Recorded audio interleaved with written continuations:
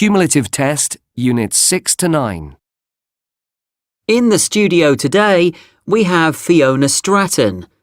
Fiona's been around the world and she's written several travel guides about different countries. We'll hear about those books later. But first, Fiona's going to answer travel questions that listeners have posted on the Teen FM website. Hello, Fiona. Hi, Mike.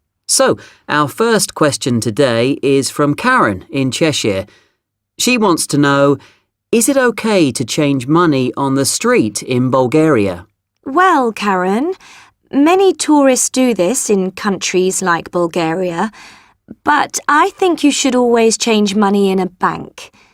Compared to banks, people on the street may offer more money, but if you change money with a stranger, you may not get the correct money, or even real money.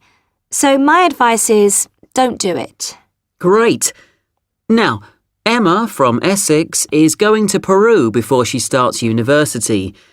She wants to know if it's safe to go to remote places alone. Okay, Emma.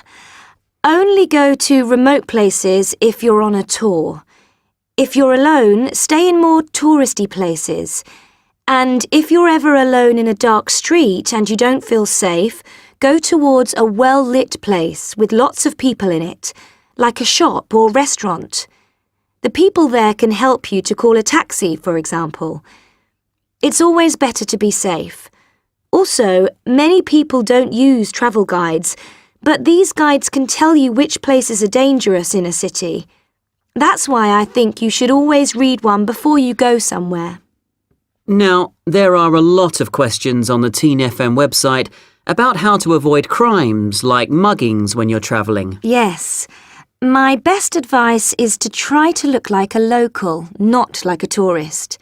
Try to work out where you're going before you go there, so you don't have to ask for directions and look at maps on the street. And of course, don't carry lots of money around with you or wear very expensive clothes. You don't want to encourage muggers to attack you. Great. Now, Mark from Manchester wants to know, is it safer to use a credit card than carrying cash on holiday? Well, I think credit cards are much better than cash. If someone steals your credit card, it's difficult for them to use it. The criminal won't know your PIN number, and in most countries you need a PIN number to use a credit card now. Oh, and when you buy something while you're travelling, make sure you work out how much it costs in your currency. Many young people aren't very good at maths. They buy things and then they're shocked when they get home and their parents show them the credit card bill. OK. And the last question today is from Varney in Cambridge. Is it safe to go camping in France? Well, Varney, it's fine to camp in most parts of the world if you use a campsite. But if you go camping on the beach or by the side of a road, for example, it can be dangerous. I wouldn't do that if I didn't know the area really well, unless I was with a local. Right. Thanks, Fiona. Now, about your travel guides, what do you